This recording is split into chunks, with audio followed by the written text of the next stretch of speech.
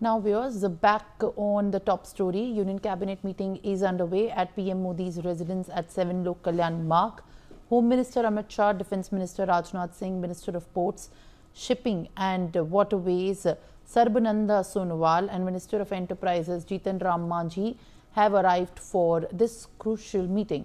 Sanjay Sharma is going to brief us with the latest updates that he's going to share. Sanjay, as in fact, after the success of the Operation Sindoor, what all is going to be constituting the heavy focus in this union meeting, cabinet meeting that is taking place right now? Share more details. आज दो बैठकें, आज cabinet committee की भी बैठक है, इसके अलावा सीसीएस की बैठक है, कैबिनेट कमेटी ऑन सिक्योरिटी की। तो दोनों बैठकें हैं। कैबिनेट की बैठक में सबसे पहले इंफ्रास्ट्रक्चर प्रोजेक्ट्स को मंजूरी दी जाएगी।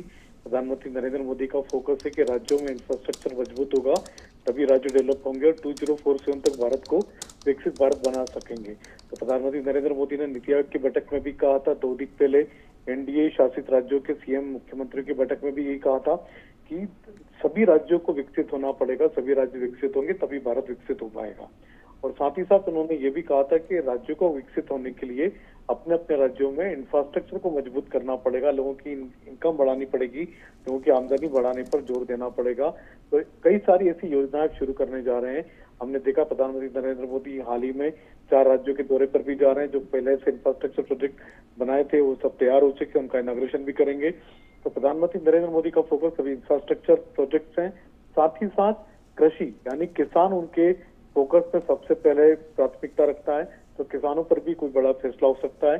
इसके अलावा सीसीएस की बैठक में 2 से 3 बड़े फैसले हो सकते हैं। आज पाकिस्तान की गोलीबारी से जिन भारत के सिविलियन की जान गई है, जान माल का नुकसान हुआ है, उनके लिए सरकार की तरफ से कोई छोटा मोटा राहत पैकेज की घोषणा हो सकती है। इसके अलावा भारतीय सेना, क्या उनको बॉर्डर पर अभी भी तैनात रखना है या उनको वापस बुलाना है, क्योंकि भारतीय सेनाएं तीनों सेना अलर्ट मोड पर है और सीमा पर अभी भी मौजूद है, तो कब तक रखना है। साथ ही साथ सीज फायर की अभी भी आज भी एक रिव्यू बैठक होगी कि सीज फायर कब तक कायम रखना, सीज फायर अगर बनाया हुआ है तो क्या उसको मेंटेन किया जा रहा है, पाकिस्तान की तरफ से कोई उकसाने वाली कार्रवाई तो नहीं है। तो ये सारी की सारी बातें सीसीएस में भी डिस्कस होगी। इसके अलावा भारत की सेना के जरूरत के मुताबिक कुछ सैन्य सामग्री खरीदने पर भी विचार हो सकता है, कुछ सैन्य सामग्री खरीदने पर विचार हो रहा है और इसको लेकर के भी सीसीएस में बड़ा फैसला हो सकता है। All right, Sanjay, I'll request you to kindly stay on with us on the broadcast as what we are